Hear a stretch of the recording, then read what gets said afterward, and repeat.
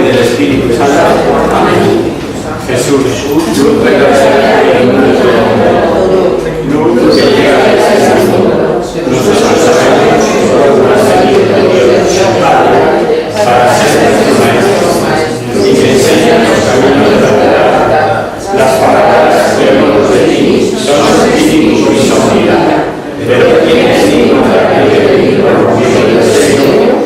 Vosotros, que dices que a nosotros y nos mostraste para Dios con mucha sangre. Danos a los misterios de Dios y las gracias de la corazón. Descubre nosotros de la sabiduría y de la gracia de Dios que dice se habla.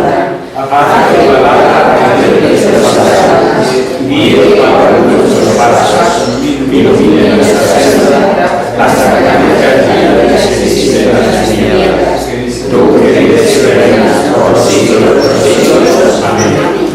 Muy bien. Pues bienvenidos a nuestro curso de la historia de la salvación, después del paréntesis largo de Semana Santa y la charla extraordinaria del lunes pasado sobre el sudario de Oviedo. Vamos a retomar nuestro curso donde lo dejamos. Recordad que estamos viendo el libro de los Números y recordad también, así con carácter general, que para determinadas cuestiones no tenemos más remedio que meternos dentro del marco histórico, porque si no nos podemos hacer un pequeño lío. Está hablando el libro de Levítico de las purificaciones, de las leyes, de todas esas rituales de lavatorios, etc.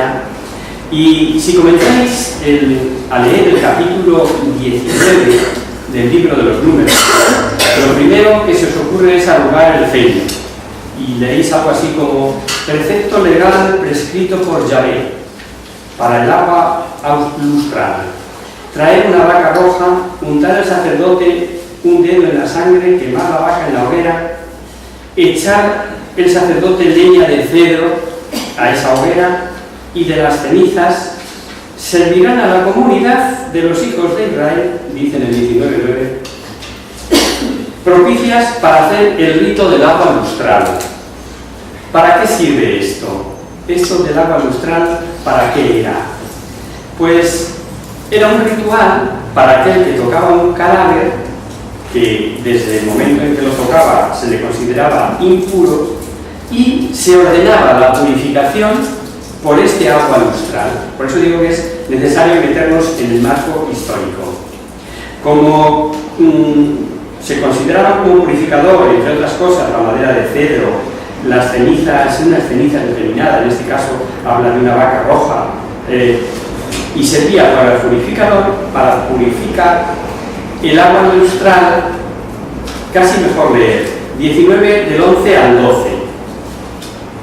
El que tocare un muerto, cualquier cadáver humano, se hace impuro 7 días, y se purificará con esta agua al tercer día, y al séptimo será puro. Y al séptimo quedará puro. No quedará limpio hasta el séptimo. Suficiente. Por supuesto, Dios, como siempre, dejaba que observasen o que obrasen según creían. Y sin duda nos encontramos con ritos que son calcados de las costumbres ancestrales del desierto. Pero eso es lo que ellos pensaban que limpiaba y que purificaba, y el Señor se vale de ello. Muy probable es que fuera creencia universal lo de la impureza por tocar un cadáver.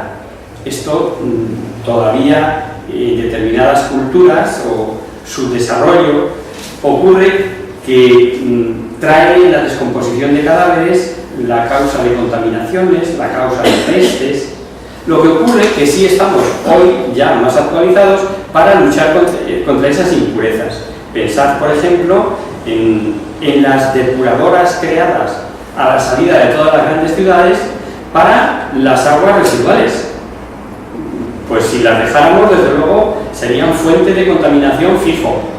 Y a pesar de eso, pues hay leyes dentro de las confederaciones hidrográficas de los ríos que no permiten determinadas cosas o determinados abonos. Bueno, pues ahora trasladaros a aquella época y pensad que no hay nada de todo esto, nada, y se toca un cadáver, o el cadáver que está en decomposición, pues claro, ¿qué trae consecuencias?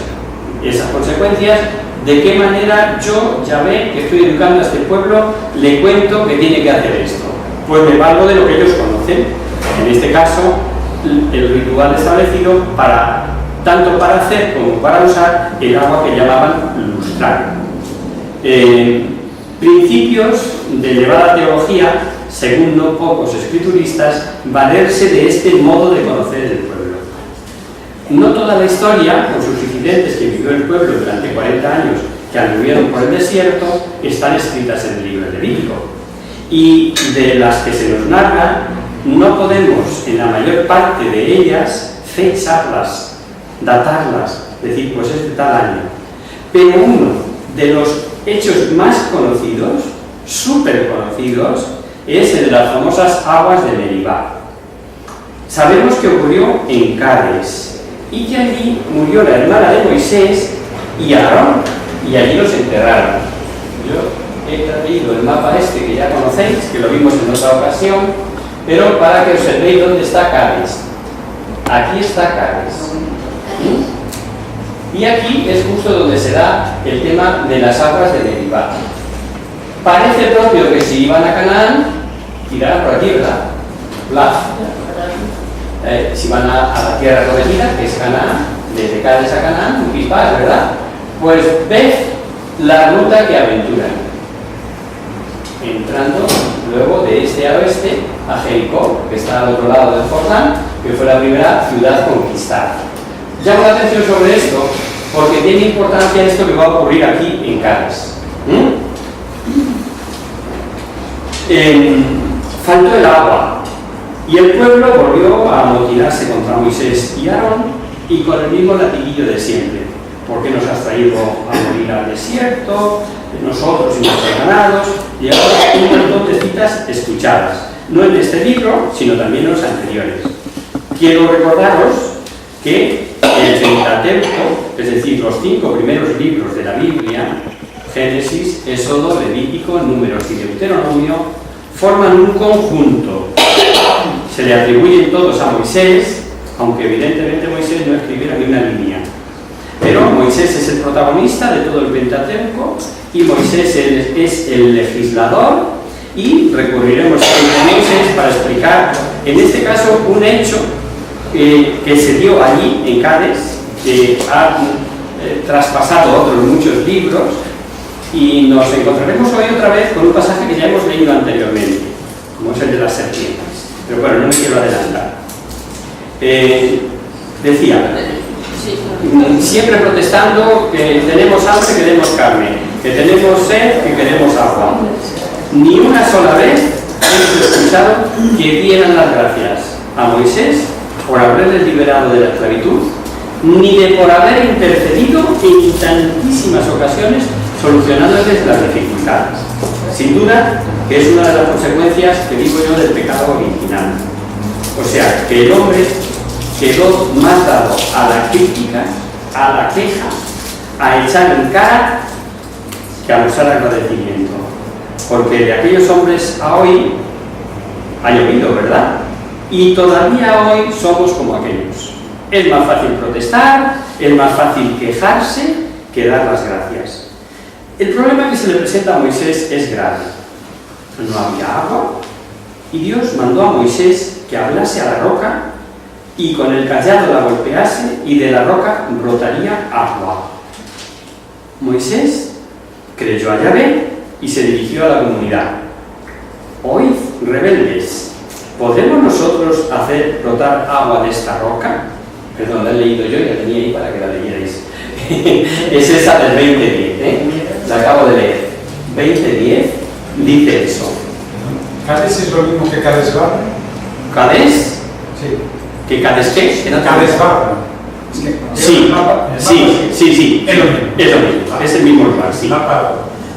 Moisés golpea 2 veces a la roca con el cayado y brotan las aguas en abundancia, y beben ellos y sus ganados. Y entonces dijo algo Dios a Moisés y a Aarón.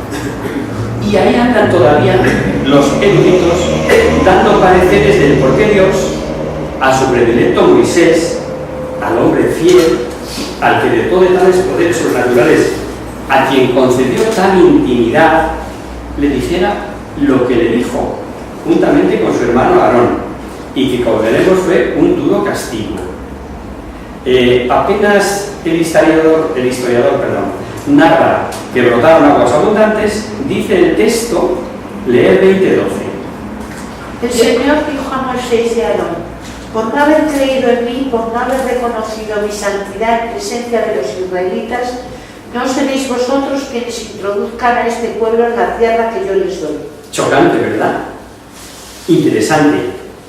¿Por qué Yahvé les castigó, porque habla de Aarón también, aunque Aarón muere aquí antes de llegar a la tierra prometida, también donde en Cades?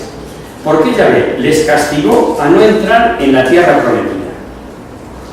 Vamos a ver opiniones y diremos la que nos parece más lógica. Y si en el intrínculis escriturístico, los seglares, aunque seamos amantes de las Sagradas Escrituras y que nos movemos en otras ocupaciones del mundo, ni pinchamos ni cortamos, sí en cuanto da la opinión de cuál de las interpretaciones nos ofrece mayor garantía. No nos parece la más lógica. Y digo que pinchamos y cortamos como nadie. ¿Y sabéis por qué? Porque tal vez tengamos menos prejuicios a la hora de que otros eruditos juzguen nuestras opiniones.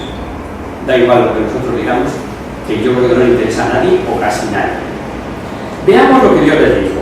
En primer lugar, por no haber creído en mí. Opinión que no nos parece lógica.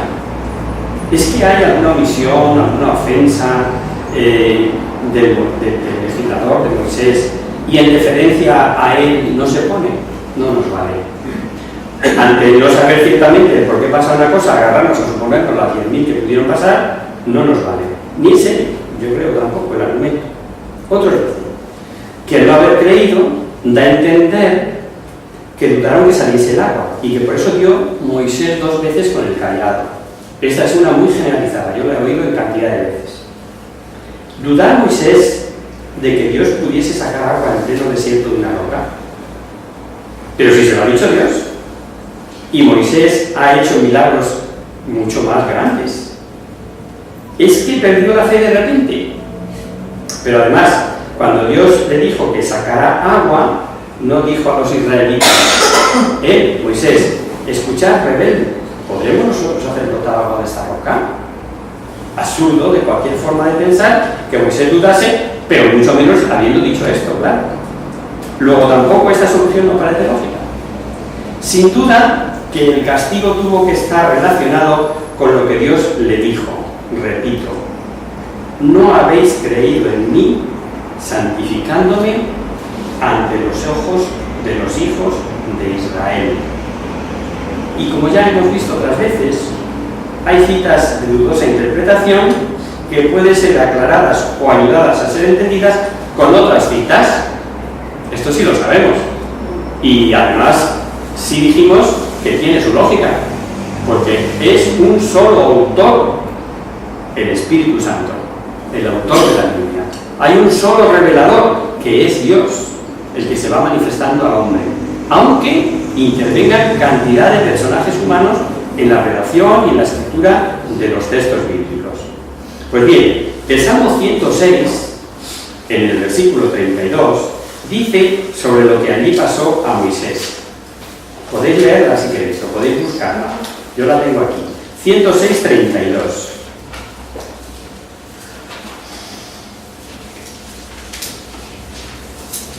Leo, venga. Le revisaron también a propósito de las aguas de Meribá y le sobrevino a Moisés por culpa de ellos.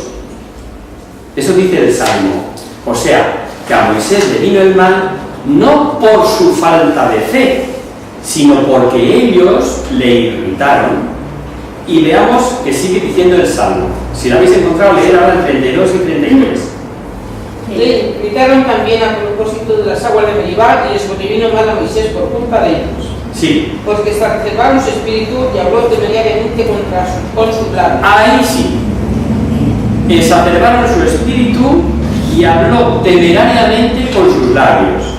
Y como este mismo libro, y después el Deuteronomio, nos dice que no santificaron el nombre de Yahvé, y sabemos que el nombre es igual a persona, o sea, el problema fue que Moisés y Aarón no santificaron la persona de Yahvé. Y por ello, el último día de Moisés, Dios le repite la razón del castigo. Está en el libro del Deuteronomio, no sé si tengo esa cita. Sí, vamos a buscarla. Deuteronomio 32:51.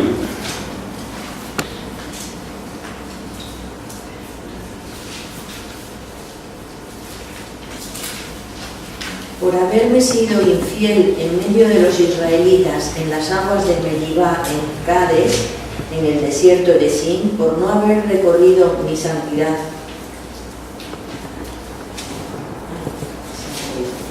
En medio de los israelitas. Correcto. Porque pecasteis contra mí en medio de los hijos de Israel en las aguas de Meribá, no santificando mi nombre en medio de los hijos de Israel. Ahí sí. Historia, hermano, de una cosa no podemos dudar. Allí, ante la falta de agua, la rebelión y apostasía del pueblo, llegó al no va más. Peor que otras rebeliones. Basta ver las veces que sale en la Biblia lo de las aguas de Meribá. Pero es que hasta en el Talmud judío, que como sabéis es el estudio de enseñanza judía de las Escrituras, allí dice, pueblo proscrito que no habló a Moisés. Debieron rechazar a Moisés definitivamente. Y así, por los profetas sabemos que de los 40 años del desierto, durante 38 no hubo sacrificio. Y esto lo sabemos por el profeta Amós. Para los que tomáis nota, está Amós 5:25. Ni siquiera mantuvieron la circuncisión. Se lee en el libro de Josué. Los nacidos en el desierto durante el camino después de la salida de Egipto no habían sido circuncidados. Luego parece ser que la apostasía fue manifiesta. Y en estas circunstancias, repito, esta es la opinión que a nosotros nos cuadra, sí parece lógica la interpretación de que Moisés habló temerariamente sin considerar la bondad, la paciencia, la infinita misericordia de Yahvé, sino que, por decirlo algo así de manera que podamos entender, les mandó a hacer gárgaras, algo así como diciendo, sí hombre, sí, iros ya de una vez, largaos, no aceptéis a Dios. Esto es lo que parece. Y esto que en un pronto parece tan lógico, sí que merece castigo duro, porque es no considerar lo que podríamos decir que es algo que está en la esencia de Dios, que es amor. Y Moisés bien sabía que Dios es amor, es misericordia infinita. Claro, que dejarlos en su apostasía, ¿qué otra cosa era que no santificar el nombre de Dios? ¿Quién como Moisés podía conocer el amor de Dios a su pueblo para no intentar una vez más que volviesen a Yahvé como tantas otras ocasiones? Pero hay algo más en favor de esta interpretación, y es, en la historia narrada en estos libros hay como un velo de 38 años.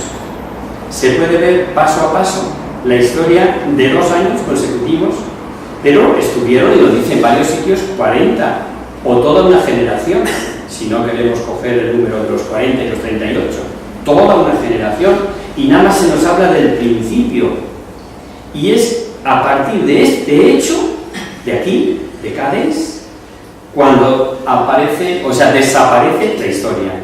Es el silencio. Solo al final, ya pendientes de entrar en la tierra prometida, tras esos 40 años, volvemos a tener historia. Y decimos historia porque, de no ser narrados, ¿quién se habría hechos narrados, así vividos? ¿Quién se habría permitido escribir tal cosa contra Moisés? Ningún falsario posterior se habría atrevido a inculpar a Moisés por hacerse merecedor de este castigo.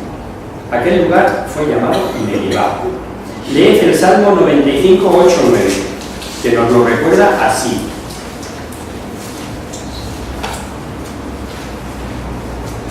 No endurezcáis vuestro corazón como en Meribá, como el día de Masá en el desierto, cuando vuestros padres me desafiaron y me pusieron a prueba, aunque habían visto mis obras. Suficiente. Es un pasaje que además es algo que conocemos. ¿A que sí? Porque lo habéis visto 50 veces. Y siempre se nos escapa qué es eso de Meribá y Masá. Pues lo repito, para los que no os acordéis. Meribá significa disputa, querella, y Masá, tentación. Quiere decir tentación. El día que me tentaste, o sea, lo que dice el Salmo, ¿no? Y hace la advertencia de que eso es producto de un corazón duro. Y ahí sí es una enseñanza preciosa para nosotros. Que somos así tan obstinados como para oponernos a Dios, pienso que no. De los que estamos aquí, pues infinita misericordia de no, que no. Pero que tenemos el corazón amoldado, afuncionariado, casi seguro. Esto es estar continuamente vigilando y que mi corazón sea de carne, que de verdad sea capaz de devolver amor, que de verdad sea capaz de enternecerme con las cosas que Dios hace y dice para mí cada día, cada momento, en mi familia, en mi casa, con mis compañeros. Estas dos palabras sí las tengo repetidas en la Biblia, lo de Meribá y Masá. Pues es demostración de lo que aquí ocurrió y que fue sin duda enormemente grave. Los que venís siguiendo el curso recordaréis la historia de Saúl y Jacob, a que sí, a que la recordáis al principio, cuando vimos el libro de Génesis. Y recordaréis también que el primado Jacob consiguió la bendición de su padre Isaac tras haber adquirido la primogenitura despreciada por su hermano Esaú, que como primogénito tenía derecho a ella, pero que no le importó nada y la vendió por un guiso, abusando del hambre de su hermano. Y decíamos allí, prototipo de las personas que prefieren satisfacer el placer instantáneo, el de ahora, aunque con él se pierdan cantidad de cosas del futuro, como en este caso las bendiciones y todos los gozos que llevaban aparejada la primogenitura. El guiso tenía un color rojizo y dice el texto que le pidió: dame de ese guiso rojo. Y ahí hay un juego de palabras en el 25-30 de Génesis, y por eso se le llamó Edom. Cuando vimos el libro de Génesis no explicamos esto, pero como estamos en la misma obra, estamos en el Pentateuco, pues vais a ver que unas citas se van dando la mano con otras. Esto lo digo para que cuando os vayan diciendo por ahí lo del plato de lentejas, vosotros que ya sois más cultos digáis: no, el plato de lentejas nada, tío, era un guiso rojo. Lo que dice la Biblia es un guiso rojo, no un plato de lentejas, ¿no? Que vendió a su hermano por un plato de lentejas. Pues bien, ese guiso rojo en hebreo es Abdón. Entonces, por un juego de palabras, posiblemente viene lo de Edom, y como estamos hablando de Esaú, de ahí viene lo de los edomitas. Lo estaba mirando, porque por aquí viene también el sitio por donde tienen que pasar. Esto es Edom. La zona, ahí lo ves, bien gordo, ¿no? Edom. Bueno, pues esto viene al caso, a cuento, que tras lo que pasó en Cádiz, partieron los israelitas y tenían que pasar por tierra de los edomitas. Moisés, muy respetuoso, les pide permiso recordándole que eran hermanos, y diríamos parientes, y les promete respeto a sus sembrados y viñas, a sus pozos, etc. Pero la contestación de los edomitas es la siguiente: 20:28. Edom le respondió: no pasarás por mí. Si lo haces, saldré espada en mano a tu encuentro. Que ni se te ocurra, que te salga a buscar con la espada. Israel tuvo que alejarse. Las relaciones de estos pueblos hermanos fueron siempre hostiles, ¿no? La Biblia nos dice, si queréis recordamos Génesis, iros otra vez al primer libro de la Biblia, Génesis 27:41.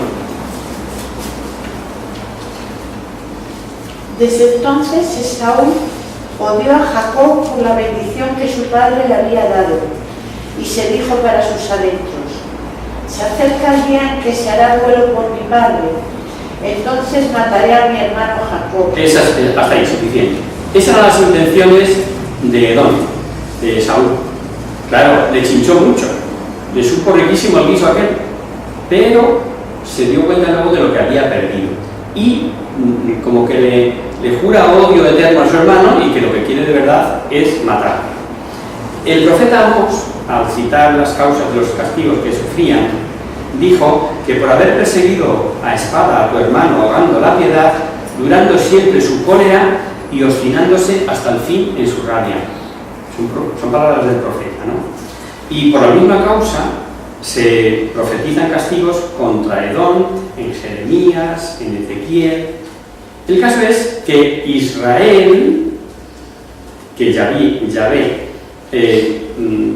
sigue con el pueblo por la primogenitura. Recordad que Jacob es igual a Israel. Estoy haciendo muchos paréntesis, entre gente inteligente como vosotros no tenía que hacerlo, ¿no? Pero bueno, siempre bien recordarlo. Cuando hablamos de Jacob, estamos hablando de Israel. Y cuando hablamos de los hijos de Jacob, estamos hablando de las 12 tribus de Israel. Porque el Señor, como sabéis, le cambió el nombre de Jacob por Israel. El caso es, como digo, que tuvieron que dar un rodeo. Muere Aarón, pero Aarón ya había ordenado, o sea, Yahvé había ordenado a Moisés revestir a su hijo Eleazar como sucesor de Aarón. Y el pueblo nos dice, vamos a leerlo, Números 20-29, leer 27 a 29, por ejemplo, del capítulo 20. Le hizo Moisés lo que mandaba Yahvé, y a la vista de toda la muchedumbre subieron al monte Or. ¿Eso es? Sí, sí. Moisés hizo que se desnudara Aarón de sus vestiduras y revistió de ellas a Eleazar, su hijo, y allí murió Aarón en la cumbre del monte. Y viendo la muchedumbre que Aarón había muerto, hicieron duelo por él todas las familias de Israel por 30 días. Por 30 días. Se ve que tras la muerte es cuando le reconocen a uno las cosas buenas que ha hecho. Y de esta tela también se cortan muy buenos trajes. Dicen por mi tierra que Dios te libre de la hora de las alabanzas. Porque Por la mía también. hay que ver las cosas que oyes en los duelos o en los tanatorios, ¿no? Qué bueno era, que... Bueno, bendito sea Dios, si por lo menos a esa hora se reconoce. Por eso dicen que no libre del día de las alabanzas. Claro, Bueno, eso es que está ya de cuerpo presente. Se ve que los israelitas hicieron lo mismo con Aarón por 30 días. El pueblo tiene que irse abriendo camino al ser atacados por otros pueblos, y como el rey de los cananeos se enteró de que llegaban por allá los israelitas, atacó a Israel y le tomó varios prisioneros. Es decir, no hemos llegado a la tierra prometida y ya empieza la batalla. Esto es bueno considerarlo, ¿eh? Pues llegará el momento, veremos las distintas fases de conquista, veremos la intervención primero de los jueces, luego los profetas son transversales a toda la obra, ¿no? Los jueces, luego ya la monarquía. No sé si llegaremos ahí este año, pero si no empezaremos por ahí el año que viene. Y nos daremos cuenta de que no fue un camino de rosas el entrar en la tierra prometida, ni muchísimo menos, como a veces parece desde fuera que pudo ocurrir. No. Ellos tienen que ir instalándose donde hay gente. Y en este caso, fijaros que la iniciativa no es de los israelitas, que todavía no tienen, sino de los cananeos. Dijeron, ojo, que aquí vienen estos y, como siempre, como digo, hay que meterse en el marco histórico.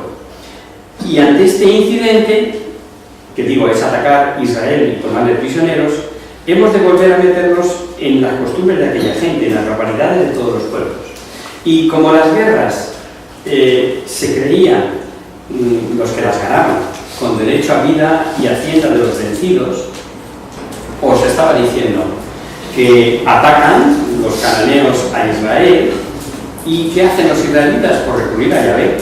Pero cuenta la historia que Israel, ante la situación en que se encontraba, hace un voto a Yahvé que hoy nos resulta inaceptable. Si entregas a ese pueblo en mi mano, consagraré a anatema sus ciudades. Y ya hemos repetido que Dios iba poco a poco elevando el listón, pero de la moralidad de ese pueblo, pero que al respetar la libertad humana tenía que ir, por decirlo de alguna manera, en palabras que nosotros entendamos, transigiendo con costumbres tan bárbaras, pero mitigándolas. En este caso, ¿qué es? Pues renunciar al botín. Fijaros, a nosotros nos parece pues niño, ¿no? Pero el hacer una cosa sin terminar la otra, como le daba el derecho de guerra, ya era algo. Renunciamos al botín. Y fijaros que dar anatema era la aniquilación de todo. Y suponía renunciar a las ventajas que suponía ser vencedor, que es no disfrutar de los bienes y personas.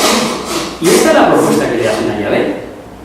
Y esto es así, pero mira, no vamos a coger ni un duro de esta gente, ni los vamos a hacer esclavos. Castigados por entrar en la tierra prometida, han de volver hacia atrás. El pueblo fatigado desprecia el maná, vuelve, dice el texto, contra Dios, se vuelve contra Dios y contra Moisés, se acordaban de Egipto. Todo esto lo estoy leyendo yo por adelantar. En Números 21:5 podéis encontrar esto, ¿no? No tenemos ni pan ni agua, estamos cansados de ese manjar miserable, dicen. ¿Cómo lo recibieron? ¿Os acordáis cómo recibieron el maná? Pues ahora es un manjar miserable. Estamos hartos ya de maná. Todos los días con esta papilla que tenemos que hacer. Y de este pasaje que viene ahora, ya hemos hablado en otra ocasión. La historia, según ya sabemos, se escribía poniendo todo como voluntad activa de Dios, aunque en realidad lo que sabemos es que Dios permite aquello y permite el tema de las serpientes. Como lo explicamos ya bastante cuando hablamos del Éxodo, no quiero incidir ahí. Era una especie de serpiente cuya traducción podría ser serpientes más que venenosas, podría ser abrasadoras o quemadoras y que llegaban a producir la muerte. Y sin duda, aun sabiendo que era voluntad permisiva de Dios, era un castigo al comportamiento de este pueblo. Y un detalle digno de tenerse en cuenta. El mismo pueblo, esto no lo veíamos en Éxodo, ahora sí. Vamos a leer Números 21:7. El pueblo fue entonces a Moisés y le dijo: hemos pecado murmurando contra Yahvé y contra ti. Pide a Yahvé que aleje de nosotros la serpiente. Esto es, o sea, reconoce ser merecedores de tal castigo. Y acuden a Moisés: haz por favor que las serpientes. Y de nuevo, lo de siempre, tal vez propio de la naturaleza humana, el pueblo se aparta de Dios, sufre las consecuencias, y es cuando se da cuenta que necesita a Dios. Y Dios no falla. Dios perdona siempre. La inmutabilidad de Dios, siempre dispuesto al perdón. Y nadie como Jesús nos reveló, valiéndose de aquella joya, la parábola que conocemos todos del hijo pródigo, que siempre hemos dicho que está mal traducida. Es mejor decir la parábola del Padre misericordioso, porque son los dos hijos los que pecan, no solo el que se fue, sino el que se queda allí, pero que estaba allí pero no estaba allí, o por lo menos no estaba el corazón con su padre. Digo, ahí se ve la infinita misericordia de Dios. Pero no cabe duda que durante la historia de la salvación, ese continuo perdonar de Dios a aquel pueblo tan cabezota es ir revelándose cómo es Dios, ya poco a poco.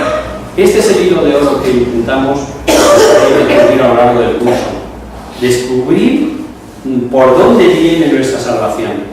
Y viene, pues desde luego, de la misericordia divina. Moisés intercede, y en lo que Dios dijo a Moisés que hiciera para que se vieran libres de las mordeduras, tenemos un hecho claro de lo que la Biblia nos dice que es un sentido típico. Vamos a leer Números 21:8, donde nos habíamos quedado.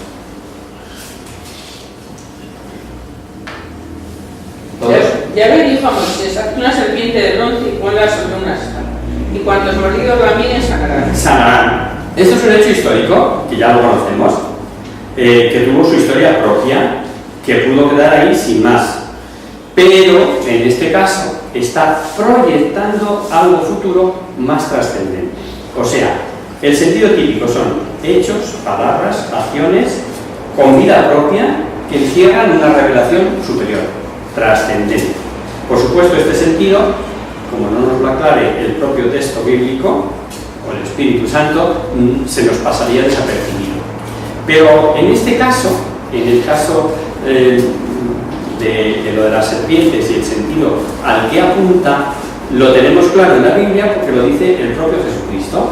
Él nos reveló que la serpiente levantada por Moisés en el desierto era tipo de su elevación en la cruz.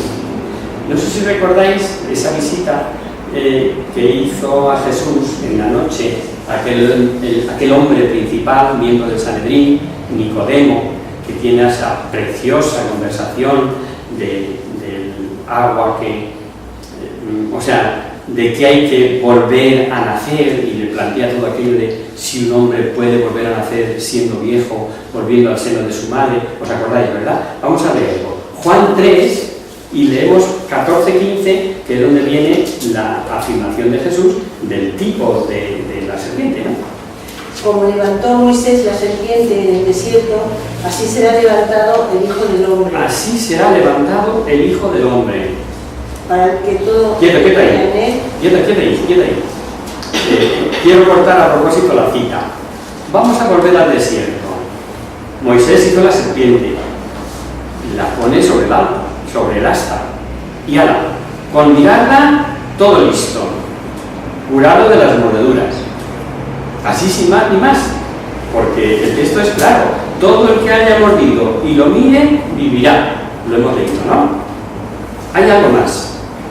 Y será, como en otras ocasiones, un libro distinto el que arroje luz sobre el pasaje. Dice el libro de la sabiduría. Buscad sabiduría 16, 6, 7. Tan solo como corrección y por breve tiempo fueron atribulados, pues tenían un signo de salvación que les recordaba los mandamientos de tu ley. Y quien se volvía hacia él quedaba curado. Ah, sí, perdón. No por lo que contemplaba, sino por ti, Salvador de todo.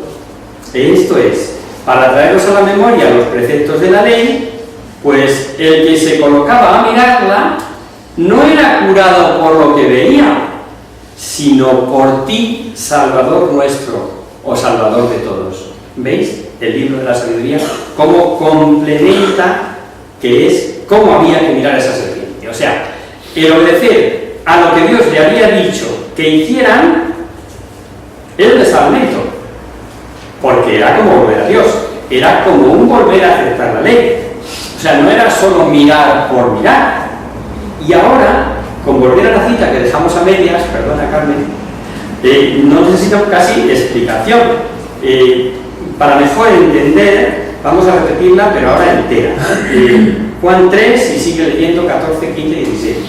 Como levantó Moisés la serpiente en el desierto, así será levantado el Hijo del Hombre, para que todo el que crea en él tenga vida eterna. Para que todo el que crea en él tenga vida eterna. No para todo aquel que mire a la cruz y ya está, como miraban los israelitas en el desierto. No. Para el que cree, o en una palabra, el que mira con fe. Entonces yo en esto del mirar con fe añadiría muchas veces, desprendiendo todas las adherencias de tipo psicoafectivo que queráis, pero cuando en ocasiones vemos una imagen muy manoseada, el caso de la cruz en mi parroquia, es porque la gente acude allí, digo, desprendiendo las adherencias afectivas o psicoafectivas que puede haber, que también las hay. Cuando te levantas del asiento y vas allí y tocas los pies del crucificado, porque los tocas, es que hay algo dentro además de. Y esto dice mucho en favor de la fe, o debería decirlo, si se hace de verdad con fe. Porque muchas veces el respeto humano nos puede, y no somos capaces, pues como se hacía antiguamente. Claro que antiguamente iban cubiertos la mayoría de la gente con su gorra o con su sombrero, ¿no? Era costumbre pasar ante un sagrario o donde se sabía que había un sagrario y se descubrían, se quitaban el gorro o la gorra o el sombrero. Alguno me estáis diciendo que sí con la cabeza porque lo conocéis, ¿no? ¿Qué era eso? ¿Quitarse el gorro por quitárselo? No, hombre, no. Es rendir pleitesía al Rey del Cielo que está ahí detrás en ese sagrario. Pues eso es mirar con fe. Eso es la forma en que tenemos que mirar a la cruz, a la que hace alusión Jesucristo, como sentido típico con relación a este pasaje del Antiguo Testamento de la serpiente de Moisés. Y nos vamos a quedar aquí porque os prometí que a menos cuarto nos íbamos. ¿Vale? Pues venga, rezamos a la Virgen y nos vamos. Y el próximo día más. Os he dicho siempre que podéis preguntar. Pues lo vamos a intentar hacer o al principio o al final, fuera de la grabación, siempre que queréis. Si alguno no tiene prisa ahora porque no tiene que ir a misa, pues pregunta. Rezamos a la Virgen. En el nombre del Padre, del Hijo y del Espíritu Santo. Amén. Virgen, bella como la luna, del cielo del cielo,